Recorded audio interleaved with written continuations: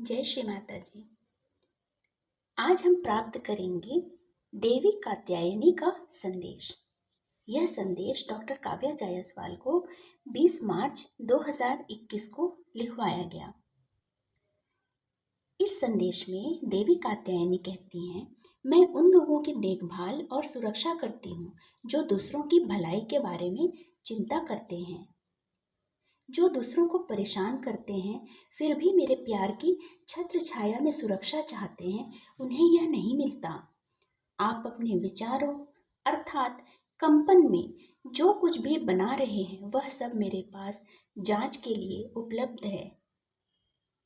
मैं यह नहीं आंकती कि आप अपने साथियों को नुकसान पहुंचाने का इरादा नहीं रखते हैं, लेकिन अगर आपके विचार दुर्भावनापूर्ण इरादे के करीब हैं तो मैं निश्चित रूप से आपके साथ सख्ती से पेश आऊंगी। आप में से जो लोग एक अच्छा जीवन जीते हैं वे मेरे प्यार और सुरक्षा के हकदार हैं, लेकिन आप में से जो लोग गलत विचारों से पीड़ित हैं वे उसी के शिकार बन जाते हैं और फिर नकारात्मकता से सुरक्षा की तलाश में मेरे पास आते हैं। आपको एहसास नहीं है कि यह आपके द्वारा बनाया गया है। आपने अपने जीवन का एक बेहतर हिस्सा साथियों की मदद करने में बिताया है। जब मदद मांगने की बात आती है तो आप मांगते हैं कि आपकी मदद की जाए और आपका ख्याल रखा जाए, लेकिन जो लोग आपके लिए अच्छे नहीं हैं उन्हें भुगतना चाहिए। आपके विचार कितने सही हैं? यदि आप में से प्रत्येक ऐसा सोचता है तो देवताओं के बीच भ्रम की स्थिति पैदा हो जाएगी कि उन्हें किसकी मदद करनी चाहिए, और इसका परिणाम न्याय की झूठी भावना के कारण आपके बीच खून खराबा होगा। आप बहुत सी घटनाओं और कार्यों के डर में रहते हैं जो न तो कभी हुई है और न ही कभी हो सकती है, लेकिन यह इन आशंकाओं के कारण है कि आप हमारी सुरक्षा की मांग करते हैं। यह मुद्दा नहीं है। चिंता यह है कि आप किसी दूसरे व्यक्ति पर दर्द थोपना चाहते हैं, यह अनुमान लगाते हुए कि कोई नुकसान आपकी ओर आ रहा है। हमारी सुरक्षा मांगने का सही तरीका यह होगा कि आप दूसरे व्यक्ति को चोट और दर्द देने के बजाय अपने लिए सुरक्षा मांगें। हम आप सभी को एक ही नज़र से देखते हैं। कोई भी दूसरे से बड़ा या बेहतर नहीं है। आपके पिछले कर्म तय करते हैं कि आप हमारे आशीर्वाद के कितने योग्य और ग्रहणशील हैं। कोई भी नकारात्मक या दुर्भावनापूर्ण विचार आपको हमारे द्वारा दी जाने वाली सुरक्षा की ऊर्जा से रोकता है। इसलिए नकारात्मक सोच के बीज से उत्पन्न होने वाले उनके हक को पाने के लिए कौन जिम्मेदार है? मनुष्य निर्माता है। आप लगातार निर्माण कर रहे हैं। इसलिए यदि आप अपने जीवन में हर अच्छी चीज़ का निर्माण कर रहे हैं तो क्या यह सच नहीं है कि आप वह भी बना रहे हैं जिसे आप अपने जीवन में निरंतर सोच के माध्यम से आकार लेते हुए नहीं देखना चाहते हैं? जब आप सोच रहे होते हैं तब हर छोटी छोटी बात मायने रखती है और आप अपने मन के महल में आकार ले रहे होते हैं। ईश्वर सभी पर समान रूप से लागू होता है, और जब किसी को दूसरे से अधिक आशीर्वाद देने की बात आती है तो वह अलग अलग नहीं होता। किसी स्थिति को इस हद तक नियंत्रित करना कि वह दम घुटने लगे, आप उन चैनलों को अवरुद्ध कर रहे हैं जो आपके लिए ऊर्जा के आसान प्रवाह की अनुमति देते हैं। आप अकेले नहीं हैं और हम आपको ऐसी स्थिति में नहीं छोड़ेंगे जहां आप उलझन में हों। आपको अपने तल पर एक आध्यात्मिक जीपीएस अर्थात ग्लोबल पोजिशनिंग सिस्टम के साथ भेजा जाता है जो आपको पूरे जीवन के दौरान ट्रैक पर रखने में मदद करता है। आप इसका उपयोग करते हैं या नहीं यह आप पर निर्भर है, लेकिन यह ऊर्जावान तंत्र आप में से प्रत्येक में अंतर्निहित है। जब आपको अपने आयाम पर भेजा जाता है तो आप आत्मा अनुबंध के एक हिस्से के रूप में एक वादा भी करते हैं। प्रत्येक प्रत्येक पाठ को न्यायपूर्ण और आनंदमय तरीके से पूरा करना।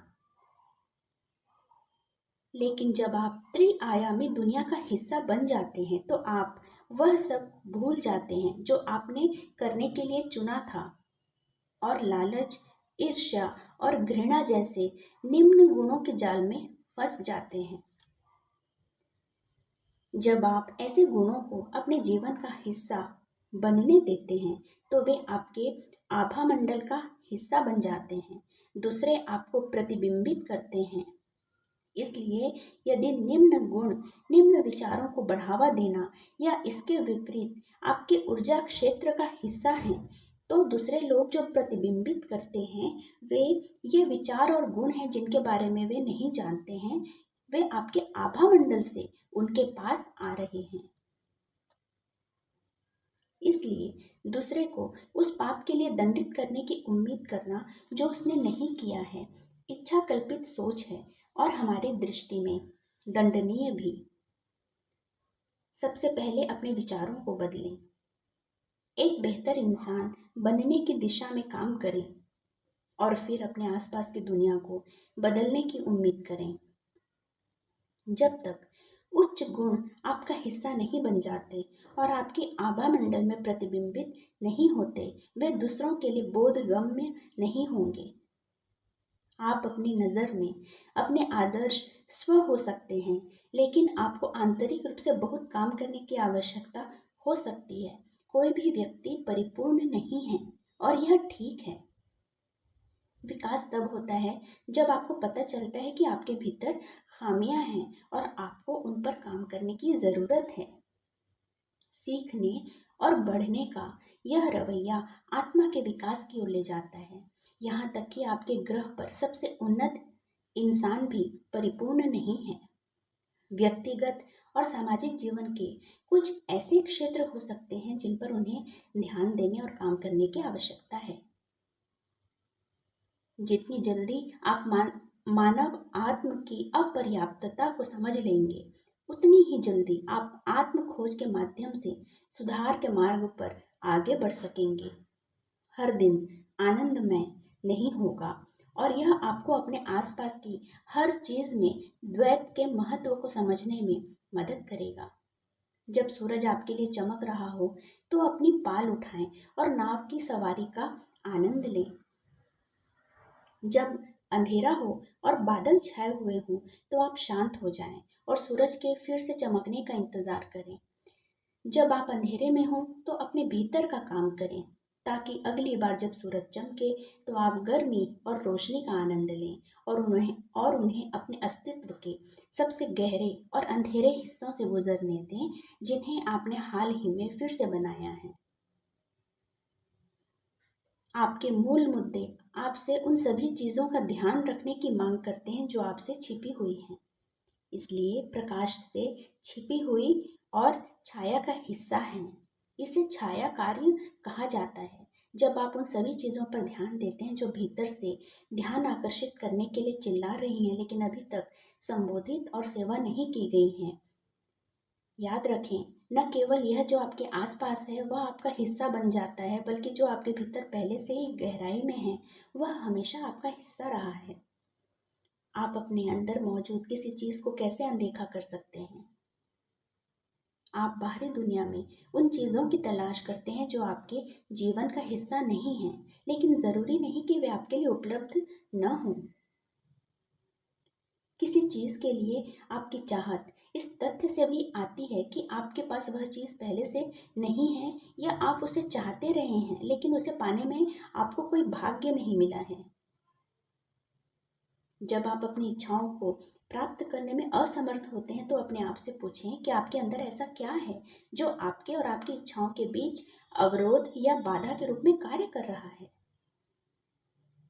आपको आश्चर्य होगा कि अक्सर यह एक ऐसा विचार होता है जो आपके अवचेतन मन में अत्यधिक सोचने या किसी स्थिति को आसानी से स्वीकार करने के कारण आपके लिए उसकी भूमिका और महत्व का व्यावहारिक विश्लेषण किए बिना चला जाता है। आपके द्वारा ढोए जाने वाले अधिकांश मानसिक अवरोध आपके आसपास के लोगों द्वारा आसानी से डाले गए विश्वासों से आते हैं, लेकिन फिर आपने अपने आसपास के वातावरण को जन्म लेने और उससे सीखने के लिए चुना है। यह तय करना आपकी जिम्मेदारी है कि आप अपनी चेतना में कितना चाहते हैं और कितना आने देना चाहिए। दूसरों के हर विचार और अनुभव को बिना फिल्टर किए स्वीकार करना आपके अस्तित्व को अव्यवस्थित करता है। इसके बाद आपको कई जन्मों तक स्रोत की पहचान करने और अव्यवस्था को दूर करने की आवश्यकता होती है। आपके आसपास की दुनिया को संभालने के लिए आपकी आंतरिक इंद्रियां कितनी अच्छी तरह सुसज्जित हैं, यह भी आपके विचारों पर सचेत नियंत्रण पर निर्भर करता है। अगर आप अपनी शक्ति में बने रहने और आसानी से प्रभावित या बहकने से बचने के लिए सावधान हैं, तो आप अपने फिल्टर को आगे रख रहे हैं और अपने सॉफ्ट कोर की रक्षा कर रहे हैं। अन्यथा अगर आप अपने आसपास के हर विचार और क्रिया को आसानी से प्रभावित होने देते हैं, तो आपका मूल स्व भी अन्य लोगों के विश्वासों के प्रति संवेदनशील हो जाता है, जो बिना फिल्टर किए आपके अंदर प्रवेश करते हैं और आपका हिस्सा बन जाते हैं। इसलिए इस बात का ध्यान रखें कि आप किसके आसपास हैं और आप अपने ऊर्जा क्षेत्र में, विचारों और शरीर में किसे आने देते हैं। आप एक स्पंज हैं जो ऊर्जा को अवशोषित करता है, लेकिन आप स्पंज हैं जिसके पास दिमाग है। इसलिए आप अपनी आभा में क्या या किसे आने देते हैं, यह आपके हाथ में है। जब आप त्रिआयामी दुनिया का हिस्सा हों, तो आप सचेत रूप से अपने अनुभवों का चयन करें। आप इस बात से सहमत हो सकते भी हैं और नहीं भी, लेकिन जीवन के हर चरण में आपके पास एक विकल्प होता है। आप किसी परिस्थिति में कैसे आगे बढ़ना चाहते हैं, यह भी सचेत रूप से आपके द्वारा तय किया जाता है और उस पर काम किया जाता है। किसी स्थिति को देखने और फिर अपने लिए सबसे अच्छे परिणाम पर पहुंचने के कई तरीके हैं। इसलिए खुला और ग्रहणशील होना आपके लिए बेहतर तरीके से सामने आने की अनुमति दे सकता है। आध्यात्मिक रूप से खुद का मूल्यांकन करने के लिए सचेत रूप से काम करने की आवश्यकता भीतर से आनी चाहिए। जब तक इच्छा नहीं होती तब तक कोई विल नहीं होता, और जहाँ विल नहीं होता वहाँ कोई कार्य नहीं होता। इसलिए कोई महत्वपूर्ण परिणाम नहीं आ सकता। कल्पना की शक्ति न केवल आपको उन जगहों पर ले जा सकती है जिनके बारे में आपने सोचा भी नहीं था, बल्कि यह आपको उन स्थितियों में भी ला सकती है जो पहले दूर की लगती थी। आप अपनी स्वतंत्र इच्छा के स्वामी हैं और आप इसे अस्वीकार नहीं कर सकते। पृथ्वी पर जीवन की योजना बनाने के चरणों से लेकर विभिन्न जीवन कार्यों के निष्पादन के चरण तक आप मुखिया और नेता हैं। इसलिए किसी दूसरे व्यक्ति को नीचे गिराने के बारे में सोचने के बजाय खुद को सर्वश्रेष्ठ तरीके से बनाने के बारे में सोचें। दोनों ही तरीकों से आप कर्म का निर्माण कर रहे हैं, लेकिन बाद वाले तरीके से आपको इसे संतुलित करने की आवश्यकता होगी। यहाँ तक कि अगर आप अचानक और भ्रष्ट तरीकों से आध्यात्मिक रूप से आगे बढ़ना चाहते हैं, तो भी आपको इसे संतुलित करने की आवश्यकता होगी, और इसका परिणाम आध्यात्मिक विकास नहीं होगा, बल्कि यह यात्रा में नीचे जाना होगा। कोई भी व्यक्ति दूसरों की बातों पर भरोसा कर सकता है, लेकिन याद रखें, वे केवल उतना ही जानते हैं जितना उन्होंने अनुभव किया है। दूसरों के अनुभव आपके लिए उपयोगी नहीं हो सकते हैं, क्योंकि आप अपने अनुभवों से सीखते हैं। इसलिए जब आप अपने मन की दीवारों के भीतर किसी विचार को उत्पन्न होने दे रहे हों, तो देखें कि वे आपको कहाँ ले जा रहे हैं और क्या आपके और आपकी आत्मा के लिए उस दिशा में चलना अनिवार्य होगा। अपने सुंदर दिमाग के अंदर क्या आकार ले रहा है, इसका ध्यान रखें। इसमें आपको ऊपर ले जाने या आपकी प्रगति को पूरी तरह से अवरुद्ध करने की शक्ति है। हम आपको शुभकामनाएं देते हैं। 20 मार्च 2021। स्रोत देवी कात्यायनी। जय श्री माता जी।